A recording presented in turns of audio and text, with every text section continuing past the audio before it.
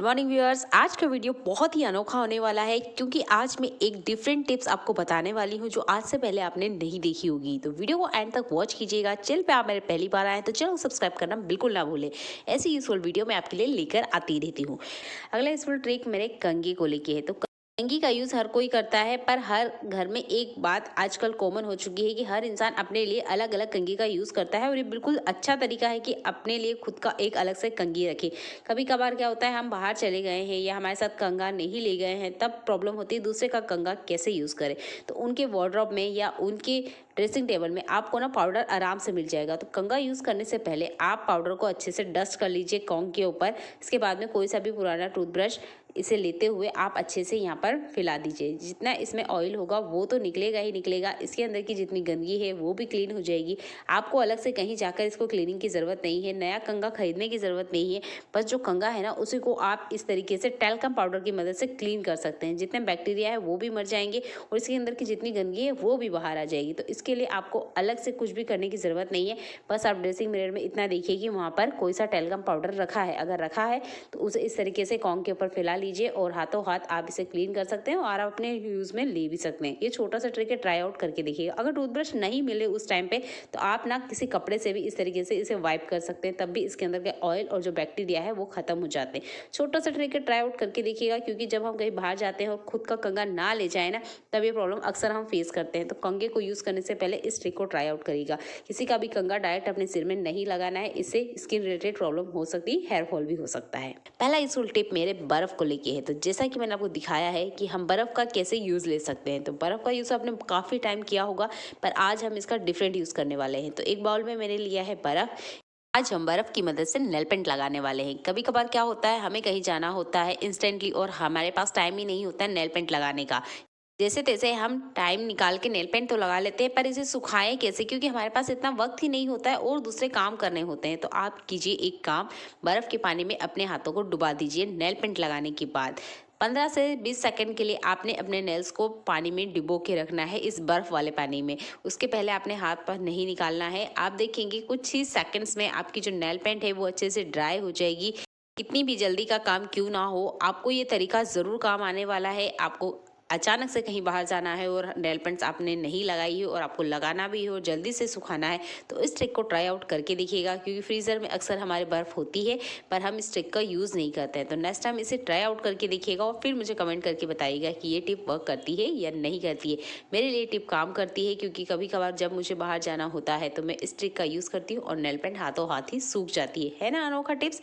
और nail paint से ही related दूसरा ट्रिक है। अक्सर क्या होता है, जब हम नेल पेंट को खोलते हैं या काफ़ी टाइम बाद हम नेल पेंट का यूज़ करते हैं तो इसकी जो ढक्कन है वो खुलते ही नहीं है। तो इसके लिए यूज़ करना है हमें गर्म पानी का। तो यहाँ मैंने पानी को गर्म कर लिया है और जो भी नेल पेंट नहीं खुल रही है उसे इस पानी में डाल देना है। यानी हमने गर्म पानी के अंदर नेल पेंट को डालना है और गैस बंद कर देना है।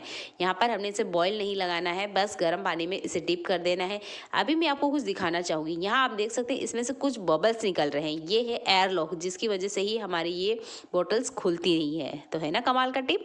चलिए बढ़ते हैं अगले यूजफुल हैक के लिए। हम लेडीज़ों को चूड़ियाँ पहनना बहुत ज़्यादा पसंद होता है। अक्सर कभी हम ट्रेनिंग में जाते हैं या हम घर पे ही होते हैं, तो चूड़ियाँ ना इस तरीके से अस्त व्यस्त होती है या हमारे पास कोई बॉक्स नहीं है, कोई ऑर्गेनाइजर नहीं है, तो इन्हें कैसे ठीक से रखें। इसी तरह से फैला के रखेंगे तो पूरा वार्डरोब में ऐसे रहेगा और जहाँ भी ये रहेगी गुम होने के भी बहुत ज़्यादा चांस होते हैं। और अगर ये पैर में ना मिले तो हाथों में सुंदर भी नहीं लगती। तो इसके लिए मैं छोटा सा तरीका आपको बताने वाली हूँ, जो हमारे घर में ही अवेलेबल है और बिल्कुल ही फ्री वाला है। तो हमारे घर में इस तरह के मिसिंग जुराब जरूर होंगे जिनका हम यूज़ नहीं करते हैं, बेवजह ही पटक रखा है कि कभी यूज़ लेंगे। तो इसका आप इस तरीके से यूज़ ले सकते हैं। तो यहाँ पर मेरे पास बहुत सारे बेबी सॉक्स भी हैं और काफ़ी सारे बड़े के भी सॉक्स है। कोई सा भी सॉक्स चलेगा जिसमें आपकी चूड़ी आराम से बैठ जाए। तो यहाँ पर चूड़ी रखने के दो फायदे हैं। एक तो चूड़ियाँ ऑर्गेनाइज रहेगी और ऊपर से इन चूड़ियों की जो चमक होती है, यानी कि इसमें जो महंगे महंगे डायमंड्स जैसे लगे होते हैं ना, ये निकल जाने के बाद में इन चूड़ियों का कोई यूज़ में नहीं आता है। तो हमेशा अपनी चूड़ों को इस तरीके से कवर करके रखिए। इस तरह के कवर आपको मार्केट में भी आसानी से मिल जाएंगे। क्यों बेकार में पैसा वेस्ट करना, जब ये तरीका घर पे ही आप ट्राई आउट कर सकते हैं। जो महिलाएं डेली लाइफ में ऑफिस जाती है वो तो हर दिन ही चूड़ियों को चेंज भी करती हैं और हर तरह की साड़ी पे मैचिंग चूड़ियाँ पहनना पसंद करती है। पर हमारी जैसी गृहिणियाँ जो घर पे ही रहती हैं तो डेली लाइफ में ना कंगन पहनना पसंद करती हैं। इस तरह की चूड़ियों को वार त्योहार पे या कहीं बाहर जाना होता है तभी पहनती हैं। तब इस तरीके की चूड़ियों को आप इस तरीके से ऑर्गेनाइज कर सकते हैं, या ट्रेवलिंग में आप बाहर ले जा रहे हैं और आपके पास कोई भी ऑर्गेनाइजर ना हो तो आप इस सॉक्स का यूज़ कर सकते हैं। सॉक्स वाला ये छोटा सा ट्रिक आपकी महंगी महंगी चूड़ियों को टूटने से बचा सकता है। स्पेशल कांच की चूड़ियों के लिए ये ट्रिक बहुत ही काम आने वाली है, तो इस ट्रिक को ट्राई आउट करके देखिएगा, आपके बहुत सारे काम बन जाएंगे।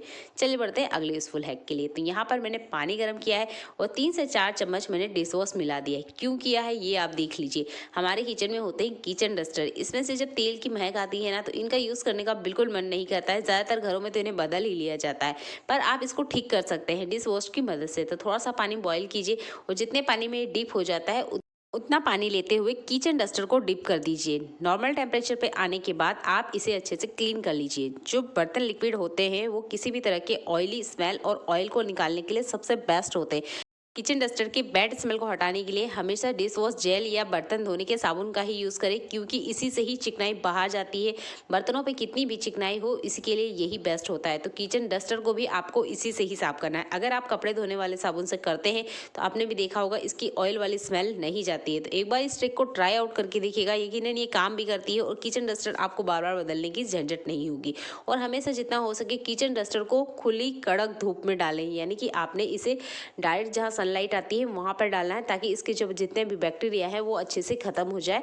तभी हमारा किचन हाइजीन रहेगा और हमारी हेल्थ भी अच्छी रहेगी। अगला यूजफुल हैक मेरे बचे हुए जुराब को ही लेके है, यानी कि इस तरह के जुराब जो यूज़ में नहीं आ रहे हैं या मिसिंग जुराब है उनको लेके। तो अक्सर क्या होता है जब हम ट्रेवलिंग में जाते हैं या हम घर पर ही इस तरह की ऑयल बेटल का यूज़ करते हैं, तो जैसे कि मैंने आपको यहाँ ऑयल निकाल के दिखा रही हूँ, थोड़ा सा ऑयल निकाला हमने हमारे काम में ले लिया, हाथ पैर में लगाया या बालों में लगा लिया। उसके बाद में क्या होता है, 1-2 बूंद जो तेल होता है वो बह के ना इस बोतल पे आ जाता है, जिसकी वजह से बोतल तो चिपचिपी होती है। अगली बार कोई दूसरा मेंबर इस बोतल को उठाता है तो उनके हाथ भी चिपचिपे हो जाते हैं। आपके घर में यूज़ होने वाली जितनी भी तेल की बोतल के साथ अगर इस तरह का प्रॉब्लम होता है तो उसका एक छोटा सा सॉल्यूशन है ये मिसिंग जुराब। इस जुराब को आप इस तरीके से कट भी लगा सकते हैं, अगर नहीं तो आप इसको डायरेक्ट पहना भी सकते हैं। दोनों तरीके में से जो आपको अच्छा लगता है वो आप कर सकते हैं। मैं यहाँ पर डायरेक्टली जुराब को आपको पहना के दिखा रही हूँ, ताकि जुराब कट भी ना करना पड़े और अगली बार आप इसे फिर से यूज़ कर सके।